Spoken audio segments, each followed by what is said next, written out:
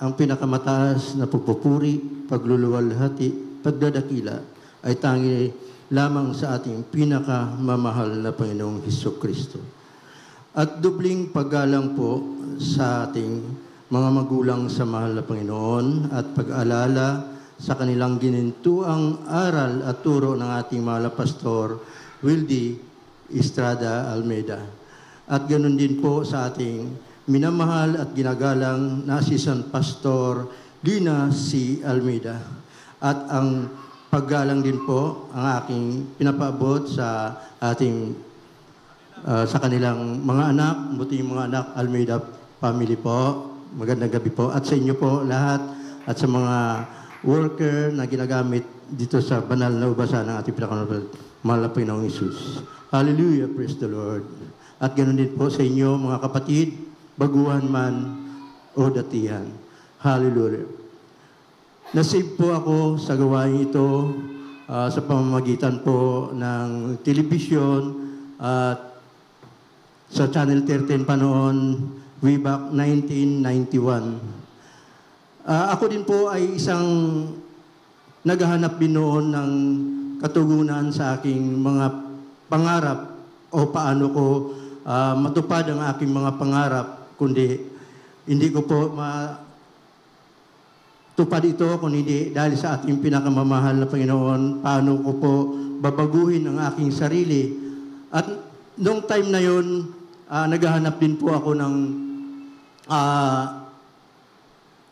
pagbabago sa aking buhay dahil noong araw po, dahil sa aking kabataan, mahilig din po ako sa mga kalayawan at ako din po ay natutong magbisyo kagaya ng alak sa edad ko po na 14 years old noon at ako po ay nagtatrabaho noon sa isang farm ng panabong na manok noon sa Bacolod at ako po ay natutong magsugal, maninigarilyo, pag-iinom ng alak at natutunan ko rin po ang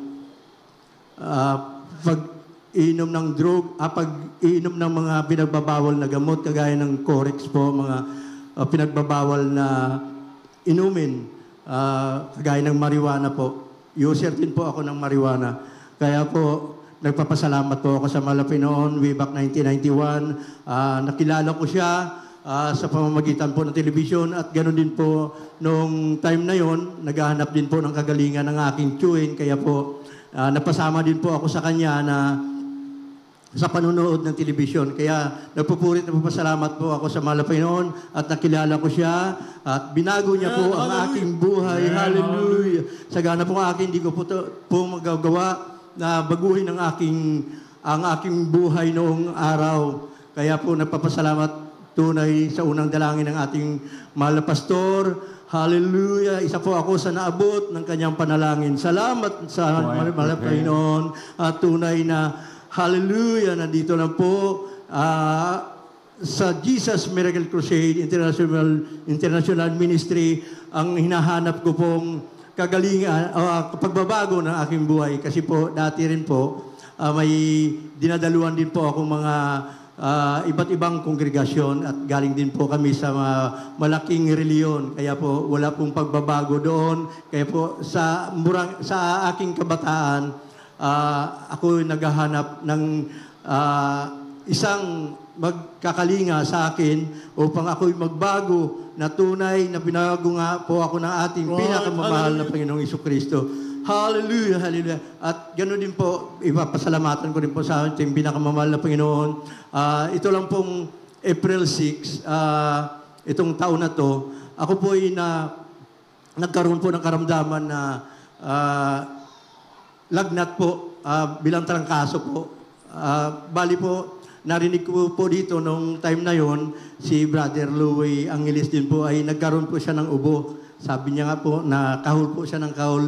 Tapos nung narinig ko po yon, sabi ko, ako rin po ay may ubo. Tapos si Brother Louie po ay nagpatuto ulit na siya po ay okay na po ang pakiramdam. Ang sa akin po ay patuloy pa po na ako ay inuubo hanggang sa nilagnat. Sabi niya nga ng aking beloved wife, sabi niya, Mal, sabi niya parang 3 linggo na ang nakalipas, ubo ka pa rin ng ubo at nangangayayat ka na.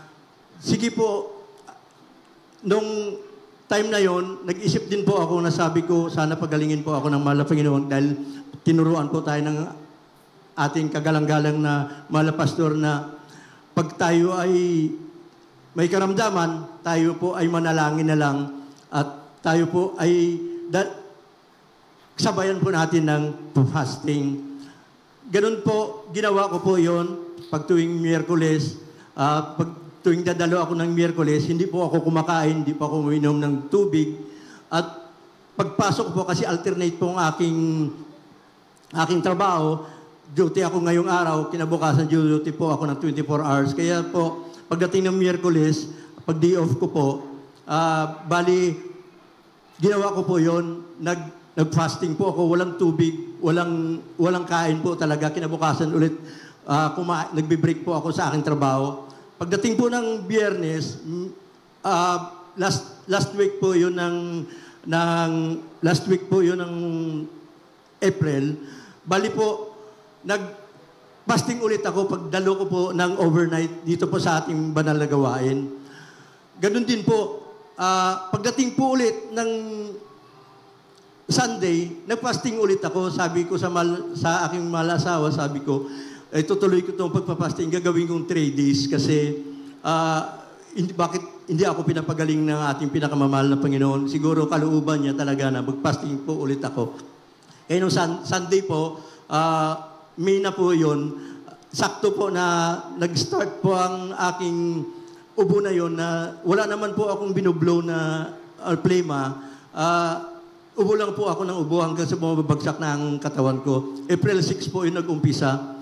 Sakto po, nung Sunday na yon, bali sabi ko sa mahal na Panginoon, pangatlong araw na po ito, mahal na Panginoon, nag-okay-okay na po yung aking pakiramdam. Pagdating po ng May 6, sakto po 1 buwan. Tunay na pagdalo ko ulit, sabi ko sa aking mahal na asawa, sabi ko, mahal, pinagaling na ako ng ating pinakamamahal. Amen. Hallelujah. Tunay na pakabuti na. Walang gamot po. Wala kaming tinitake kahit po sa aking baby, sa aking pumal na asawa. Hindi po siya nagtitake ng gamot. Panalangin lang po, nagpupuri kami, maging sa bahay. Hallelujah, tunay na pakabuti ng ating pinakamamahal na Panginoon. Salamat din po sa mga pag-iingat niya, sa mga binibigay niya sa aming blessings. Bagamat sa mga pagsubok, salamat din po. Kailangan po natin pasalamatan din sa malapang dahil diyan po tayo tumatatag sa ating pananampalataya. Salamat sa ating pinakamamahal na Panginoon. Salamat sa pag-iingat niya, maging sa pag-aking magbiyahe. May ilang bisis na rin po na aksidente sa motor. Pinag-iingatan po ako ng pinakamamahal na Panginoon. Salamat sa mahal na Panginoon. Hallelujah. Ang lahat ng kapurihan, pasasalamat ay tayong sa ating pinakamamahal na Panginoong Jesucristo po lamang. Hallelujah. Pumalakpak. Pasalamatan po natin muli. Praise God. Hallelujah.